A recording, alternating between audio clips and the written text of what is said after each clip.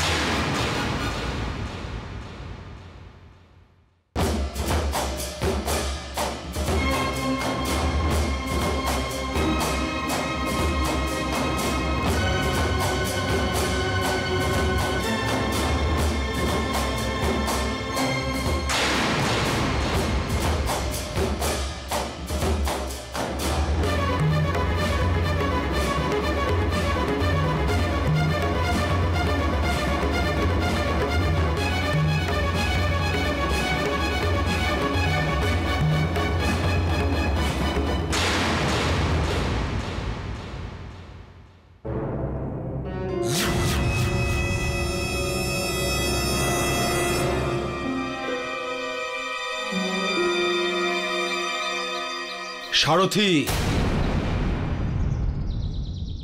এই তিনজন মহিলাকে আমার খুব পছন্দ হয়েছে।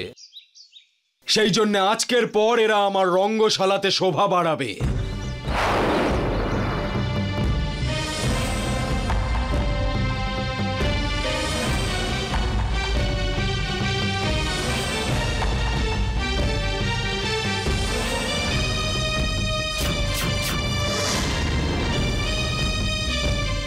এমন অনর্থ করবেন না মহারাজ। আমার বৌমা আমার বাড়ির মান সম্মান। বৌমা যদি রঙ্গশালায় নৃত্য করে, সেই অপমান সহ্য করতে পারবো না। মহারাজা, আমার মেয়েকে ছেড়ে দিন। কালকে ওর বিবাহ। যদি আমার বাড়ি থেকে কাল ওর বিয়ে না হয়, তাহলে আমি ওর মৃত মাকে কি উত্তর দেব? যে আমি আমার মেয়ের কন্যাদানের বদলে আমি ওকে রাজার রঙ্গশালাতে রেখে এসেছি।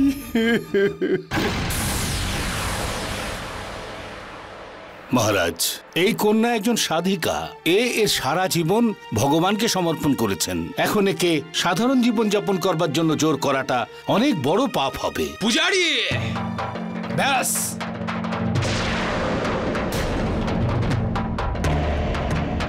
আর একটাও কথা নয়। ভুলে যেও না, মহিলারা মান সম্মানের অধিকারী হয় না। ওরা কেবল ভোগের বস্তু হয়। ওরা কেবল ভোগের বস্তু হয়। ওরা কেবল ভোগের বস্তু হয়।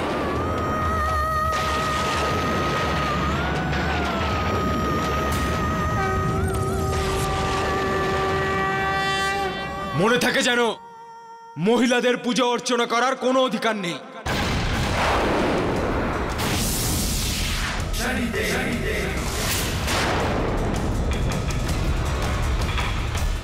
ওদের শিক্ষা গ্রহণ করার কোনো অধিকার নেই।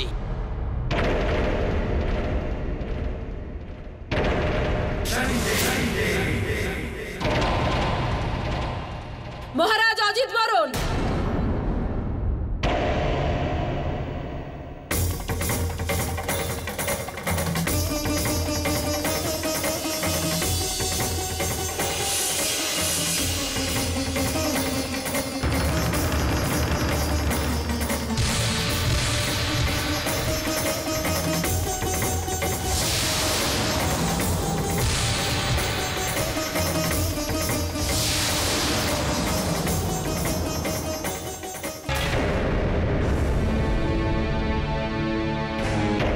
রাজন, রাজার প্রথম ধর্ম হলো যে সে পিতার মতো নিজের প্রজাদের রক্ষা করবে। কিন্তু আপনি তো রাক্ষস হয়ে নিজেরই প্রজাদের ভক্ষণ করছেন। এটা অধর্ম, অন্যায়, অত্যাচার। রাজন, চুপ করো।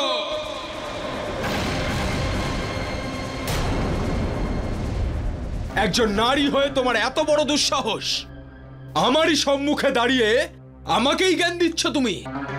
নারীর ক্রোধকে ভয় পান রাজন, নারীর ক্রোধকে ভয় পান। যেন এমন না হয় যে এই নারী শক্তি আপনার এই পুরো সাম্রাজ্যের বিনাশ ঘটায়। আপনি হয়তো এটা জানেন না যে যদি কোনো নারীর সহ্যের বাঁধ ভেঙে যায় তাহলে তার চেয়ে বড় যোদ্ধা আর কেউ হয় না।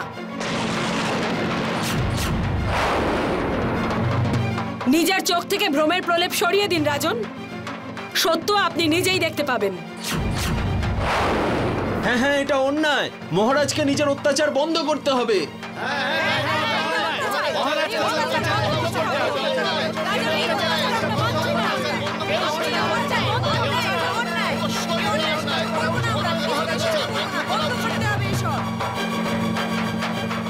সেনাপতি, দাঁড়িয়ে কি দেখছো?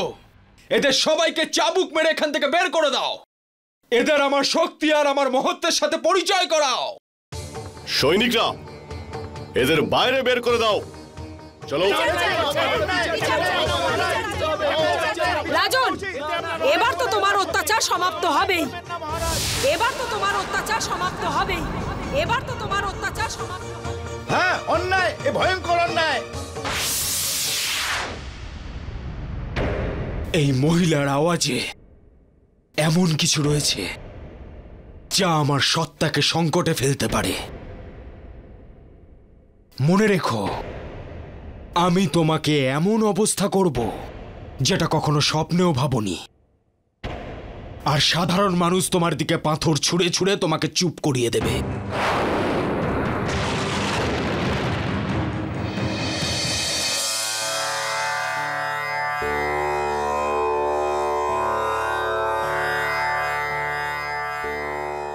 রক্ষা করুন মা, রক্ষা করুন আমাকে, রক্ষা করুন, রক্ষা করুন আমায়। মা, আমায় রক্ষা করুন মা। মা, রাজার ওই সৈনিক আমাকে রঙ্গশালায় নিয়ে যেতে চায় মা। ভয় পেও না বোন, তুমি আমার আশ্রমে সম্পূর্ণ সুরক্ষিত। কালকের সূর্য ওই অজিত বরণের অত্যাচার আর পাপ সমাপ্ত হওয়ার পরেই অস্ত যাবে। মা, মা, আমার খুব খুব ভয় করছে মা। আপনি আপনি এক মুহূর্ত আমায় যেন কাছছাড়া করবেন না। আমি তোমার কষ্টটা বুঝতে পারছি বোন। আজ রাতে তুমি আমার এই কুটিরেই বিশ্রাম করো। আপনি ধন্য মাতা। মা, আপনাকে অসংখ্য ধন্যবাদ, আপনাকে অসংখ্য ধন্যবাদ।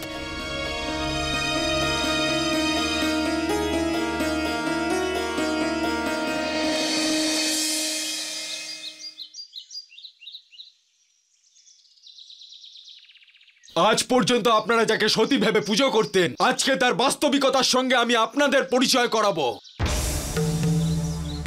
মহারাজ,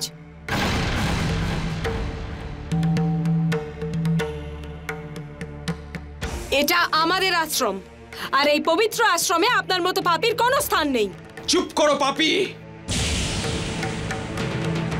আমরা সব জানি যে তুমি এই পবিত্র বস্ত্রের পিছনে কি ব্যভিচার করছো।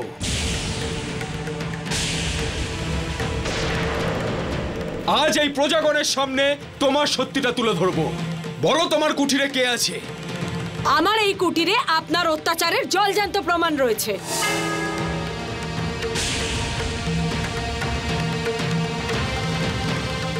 বাইরে ডেকে আনো ওকে।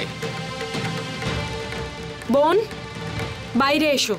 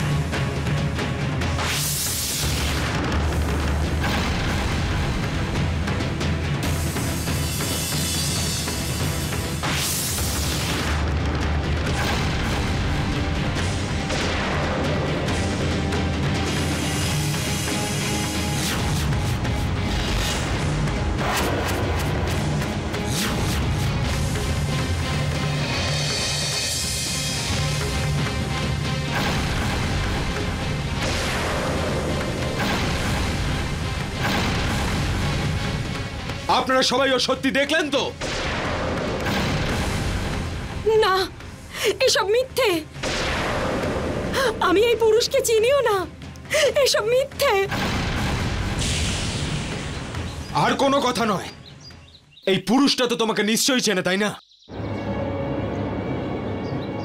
বলো, তোমার আর এই মহিলার কি সম্পর্ক? মহারাজ, এতে আমার কোনো দোষ নেই মহারাজ। আমি তো ওনার কথা অনুযায়ী এনার সেবা করতে এখানে আসি মহারাজ।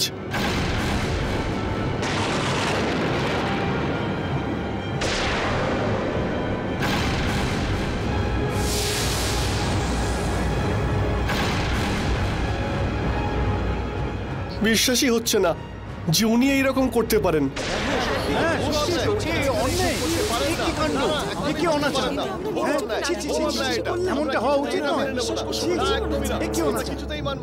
সৈন্যরা, ধরে ফেলো ওকে। ছাড়ো আমাকে, ছাড়ো, ছাড়ো আমাকে বলছি। কালকে সমস্ত প্রজার সামনে পাথর ছুটতে ছুটতে ওকে মৃত্যুদণ্ড দেওয়া হবে। নিয়ে যাও ওকে। আমি কিচ্ছু করিনি, আমি নির্দোষ। ছাড়ো আমাকে, ছাড়ো, ছাড়ো আমাকে, ছাড়ো, ছেড়ে দাও আমাকে।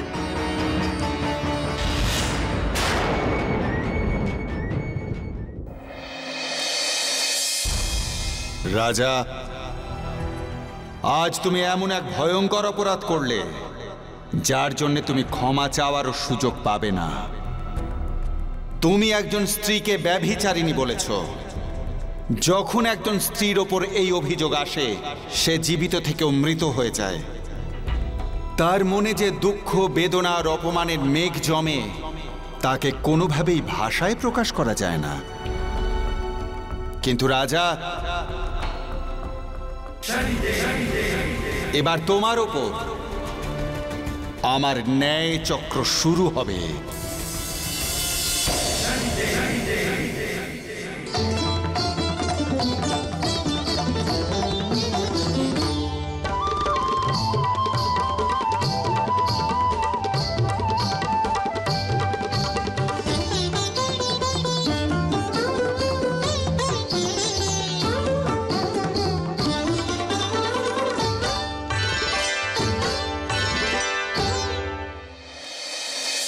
অতুলনীয়।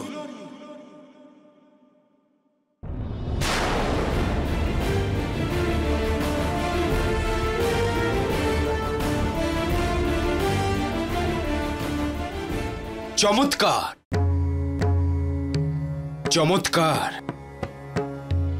একজন সিদ্ধ পুরুষ আমার রঙ্গশালাতে। বলুন আমাকে, আমি আপনাকে কি সাহায্য করতে পারি? রাজা, সেবা তো আমি আপনার করতে এসেছি। আমি এই রাজ্যে ভ্রমণ করতে এসেছিলাম। আমি জানতে পারলাম যে এখানের রাজা গভীর বিপদের মধ্যে রয়েছেন।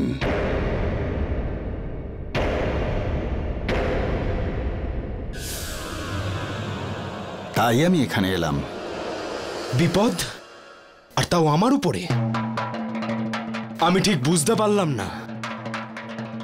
রাজা, মিথ্যেকে সত্যি করে প্রজাদের তো ভুল বোঝালেন, কিন্তু যখন আসল সত্যিটা প্রজাদের সামনে আসবে, তখন আপনি কি করবেন?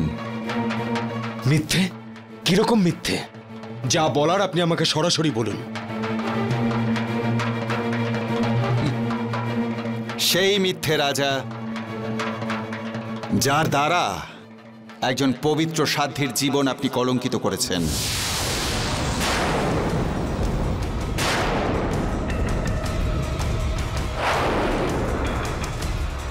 সেই মিথ্যা, যা দিয়ে একজন স্ত্রীর কপালে আপনি কলঙ্কের টিকা এঁকে দিয়েছেন।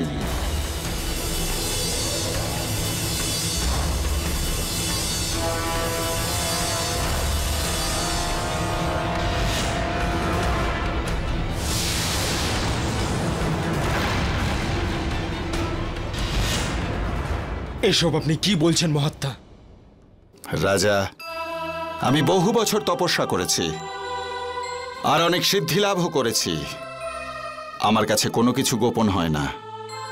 আসুন, আপনাকে আপনার মিথ্যার সত্যতা জানাই।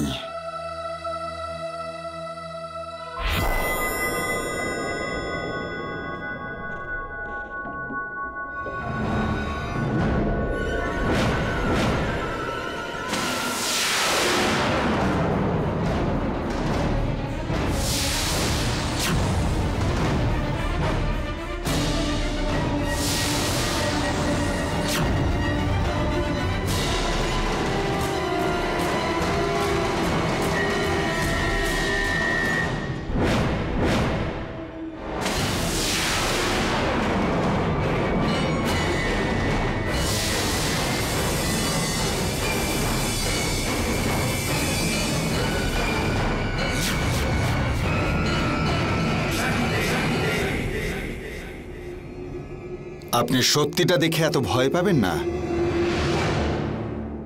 আমি আপনার হিতের জন্য এসেছি, ক্ষতির জন্য নয়। আজ আপনি একজন সাধ্বীকে অপমানিত করেছেন, কাল আপনার সামনে দ্বিতীয় সাধ্বী দাঁড়িয়ে পড়বে। আজকে প্রজারা চুপ আছে, কিন্তু কাল তারা চুপ থাকবে না। রাজা, আপনার সবকিছু এবার শেষ হতে চলেছে। তাহলে মহাত্মা, আপনি এখন বলুন আমি কি করব? রাজা,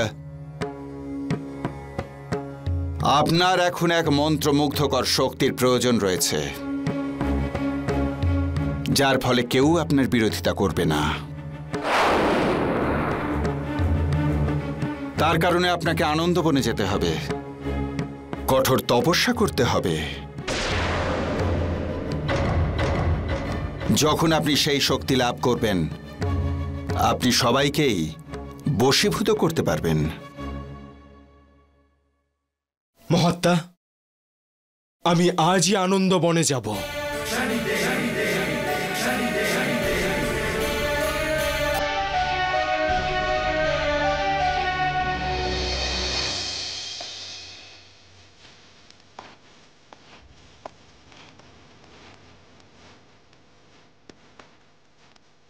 একটু দাঁড়ান রাজা,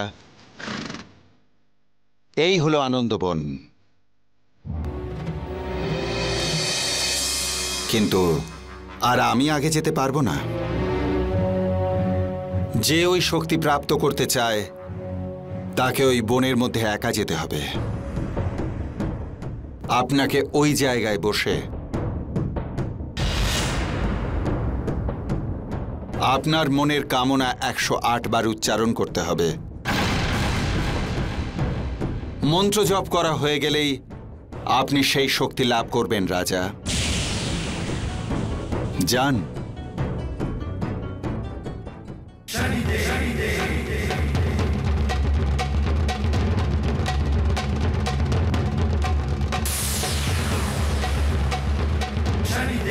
রাজা, এখন তুমি আমার মায়াজালে সম্পূর্ণরূপে জড়িয়ে পড়েছ।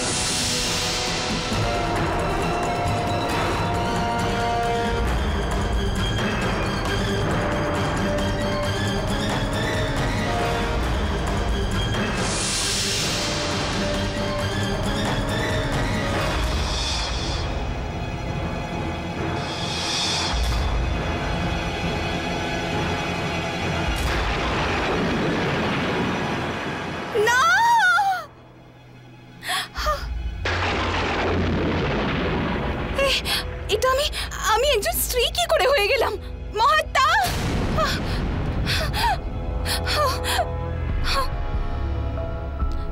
মহাত্মা! শুনুন, আপনারা কি এখান দিয়ে কোনো মহাত্মাকে যেতে দেখেছেন?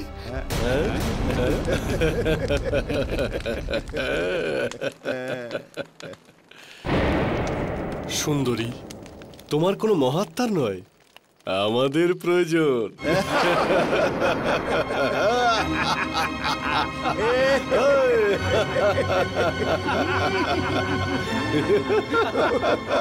এসব আপনারা কি করছেন? এগুলো পাপ! ছেড়ে দিন আমাকে। তুমি কি জানো না যে তোমাদের মহারাজ কি বলেছেন? ভুলে যেও না, মহিলারা মান সম্মানের অধিকারী হয় না, ওরা কেবল ভোগের বস্তু হয়। মহারাজ বলেছেন যে স্ত্রী জাতি কেবল ভোগের বস্তু। ছাড়ুন আমাকে! ছাড়ুন! না! ছাড়ো আমাকে! ছেড়ে দিন! ছেড়ে দিন আমাকে!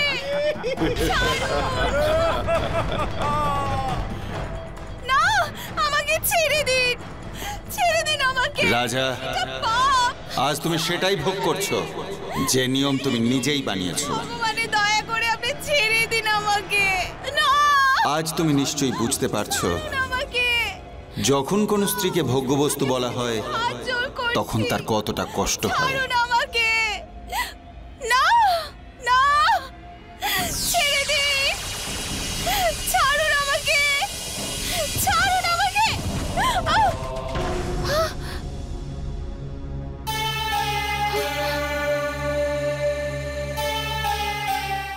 মহাত্মা! মহাত্মা! আপনি ঠিক সময় এসেছেন, না হলে আজ এরা সবাই... রাজা, এরা তো আপনারই আদেশ পালন করছে। আপনি বলতেন তাই না যে স্ত্রীলোক শুধুমাত্র ভোগের বস্তু? ভুলে যেও না, মহিলারা মান সম্মানের অধিকারী হয় না, ওরা কেবল ভোগের বস্তু হয়।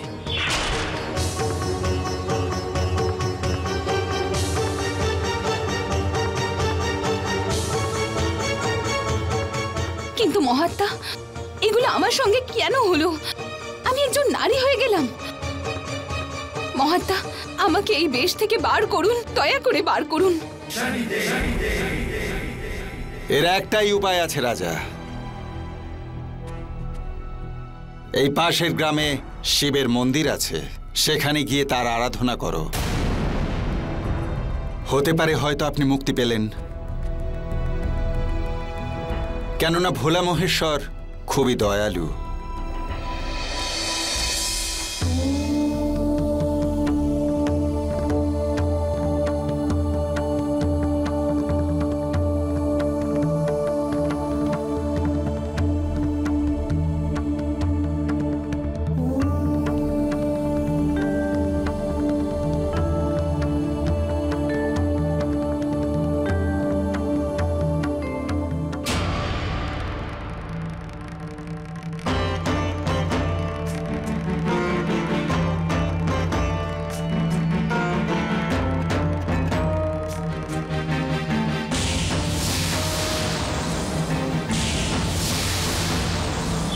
মনে থাকে যেন, মহিলাদের পূজা অর্চনা করার কোনো অধিকার নেই।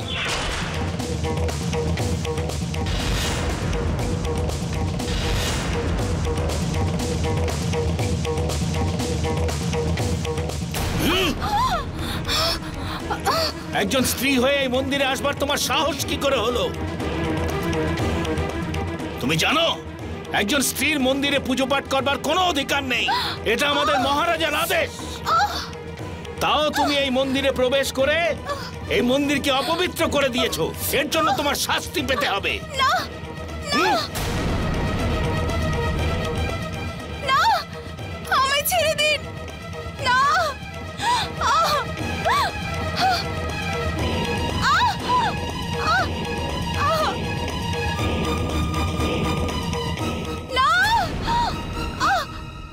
আজকের পর থেকে তুমি কখনো কোনো মন্দিরে এই হাত দিয়ে পুজো করতে পারবে না।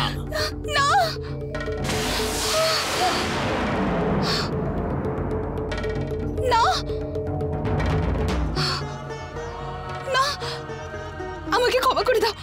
আমি কোনো পাপ করিনি।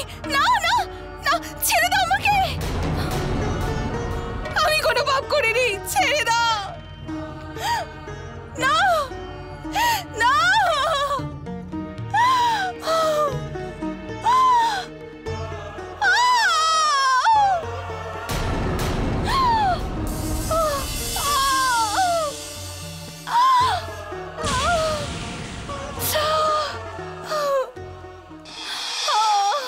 রাজা, কোন স্ত্রী পুজো করতে পারবে না এ নিয়ম তোমারই তৈরি। আজ তুমি নিশ্চয়ই বুঝতে পারছো যে তোমার এই নিয়মে একজন স্ত্রী কতটা কষ্ট পেয়েছে।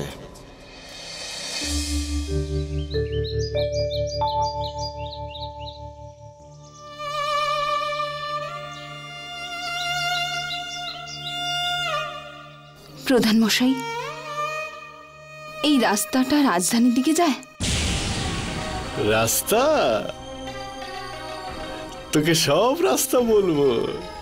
তোকে খুব ক্লান্ত মনে হচ্ছে, চলে আয়, একটু বিশ্রাম নিয়ে নে, কিছু খেয়ে দে নে। আয় আয় আয়। আরে তুই কেন ভাবে দাঁড়িয়ে থাকবি নাকি? আরে যা গিয়ে খেয়ে আয়, যা যা খেতে যা, যা যা।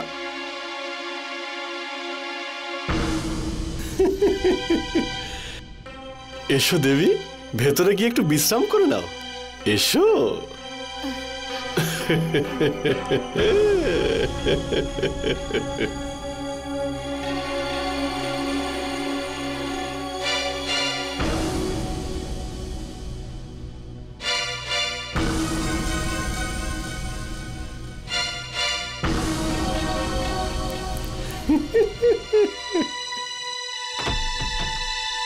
এসো সবাই, এসো এসো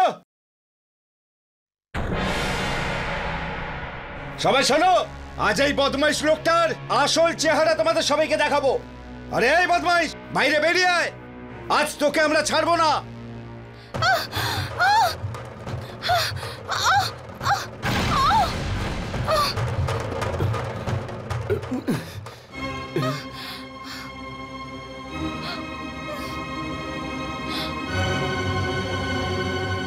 মারো ওকে।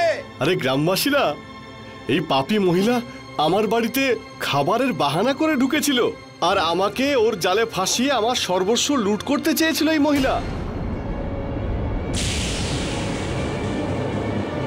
আরে গ্রামবাসীরা, মারো একে, মারো। এইরকম চরিত্রহীন মহিলাকে মারো, তোমরা মারো।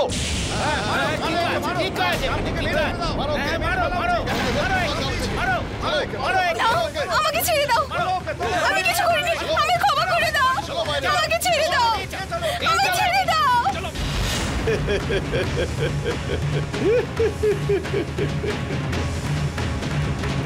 গ্রামবাসীরা, পাথর ছুঁড়ে মারো ওকে, মারো মারো ওকে।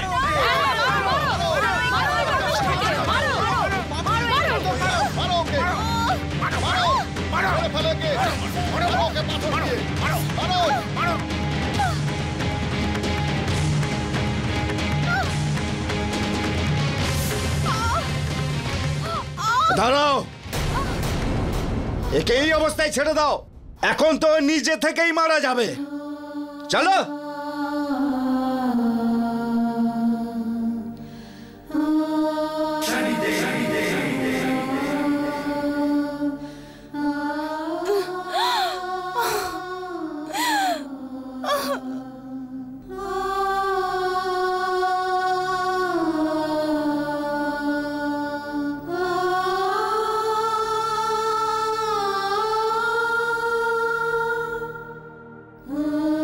আরে দিদি, দিদি, কি হয়েছে তোমার? তোমার অবস্থা তো খুব খারাপ মনে হচ্ছে।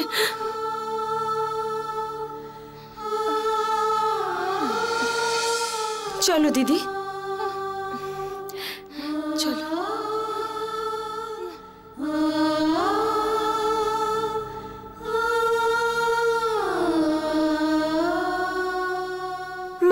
মা, খুব খিদে পেয়েছে, কিছু খাবার এনেছো? হ্যাঁ সোনা আমার, এনেছি, একটু অপেক্ষা করো। না মা, খুব খিদে পেয়েছে।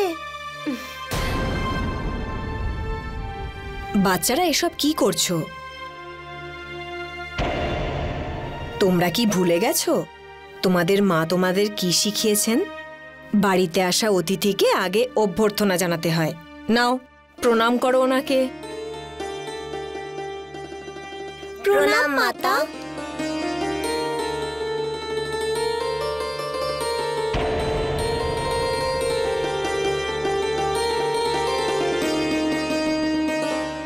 চলো দিদি।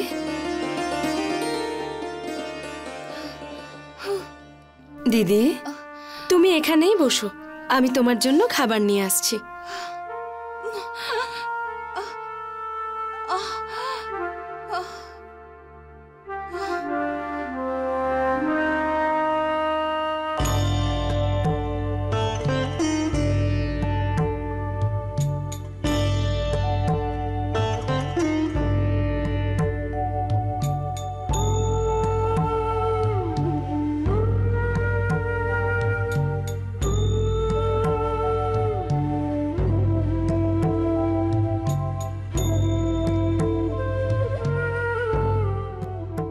বাড়িতে আসা অতিথি ভগবানের রূপ হন, তাই সবার আগে ওনাকেই খাবার দিতে হয়।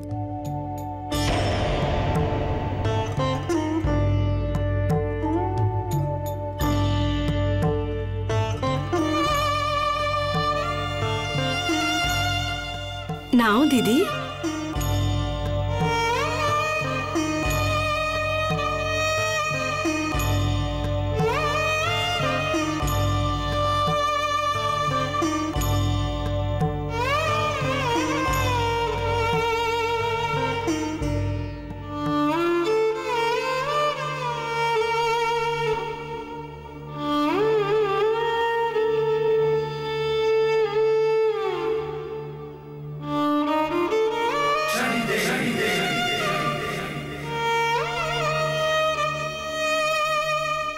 আরে বৌমা, এটা কি?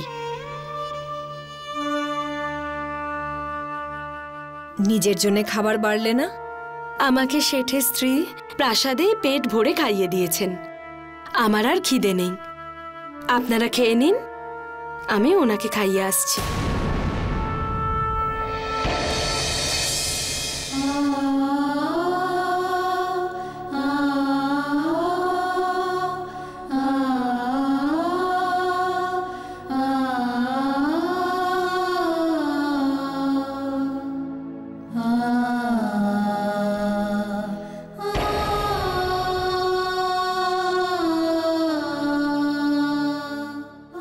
আমি তোমাকে বলেছি না, তোমার এভাবে কষ্ট পাওয়ার কোনো প্রয়োজন নেই।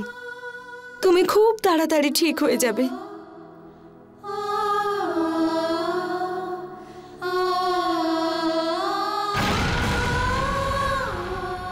আজ আমি বুঝতে পারলাম যে একজন স্ত্রী কতটা সহনশীল, কর্তব্যরত আর মহান হয়।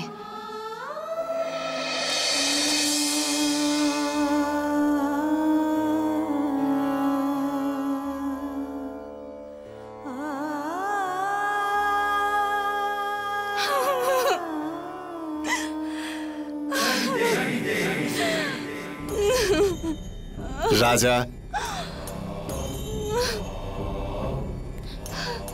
আপনার চোখের জল দেখে মনে হচ্ছে যে একজন স্ত্রীর পবিত্রতা আর তার মহানতা আপনি বুঝতে পেরেছেন। আজ আপনি বুঝতে পেরেছেন যে স্ত্রী হলো দুর্গা, স্ত্রী হলো সতী, স্ত্রী হলো লক্ষ্মী, আর স্ত্রী হলো সরস্বতী। স্ত্রী একাধারে মা, একাধারে বোন, একাধারে পত্নী। স্ত্রী চাইলে কারোর জীবনকে স্বর্গ করে তুলতে পারে, আর সে বিমুখ হলে কারোর জীবনকে নরক করে তুলতে পারে। রাজা, এবার আপনি বুঝতে পেরেছেন যে স্ত্রীর মাহাত্ম্য কি। এবার আপনি পুরুষ রূপে জীবনের শ্রেষ্ঠ সময় কাটাবেন।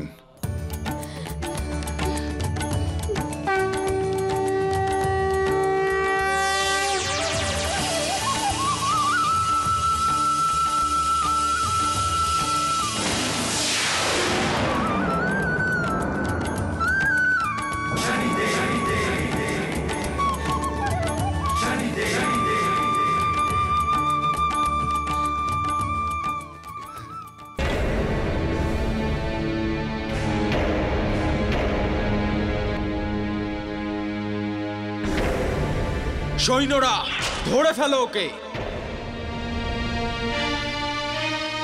ছাড়ো আমাকে, ছাড়ো, ছাড়ো আমাকে বলছি। কালকে ছাড়ো। সমস্ত প্রজার সামনে পাথর ছুটতে ছুটতে ওকে মৃত্যুদণ্ড দেওয়া হবে।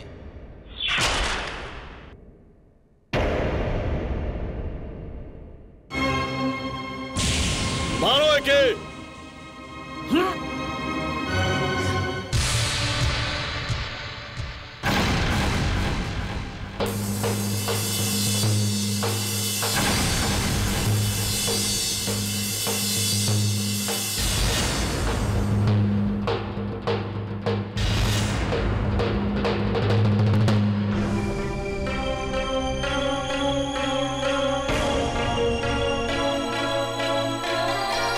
মহারাজ, এটা আপনি কি করলেন? এই পাপী মহিলার জন্য আপনি এই আঘাত নিজের গায়ে নিয়ে নিলেন? না, পাপী উনি নয়, পাপী তো আমি। আমি ওনার উপরে মিথ্যে অপবাদ দিয়ে ওনাকে অপমান করেছি। শাস্তি আমার পাওয়া উচিত, ওনার নয়। এটা আমার দুর্ভাগ্য ছিল যে আমি মহিলাদের বাস্তবিক রূপ, যেটা হলো প্রেম, শ্রদ্ধা, দয়া, ত্যাগ তথা ন্যায়ের প্রতীক এনারা, সেটা কখনো আমার চোখেই পড়েনি। আমি শুধু মহিলাদের অপমানই করে গেছি। সেই জন্যে এখন আমি আমার পাপের প্রায়শ্চিত্ত করতে চাই।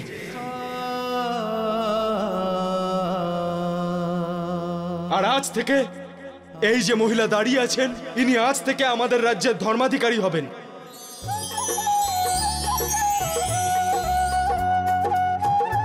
তাহলে বলো, ধর্মাধিকারী সাত্বিক ধর্মিনী মাতা, সাত্বিক ধর্মিনী মাতা, সাত্বিক ধর্মিনী মাতা।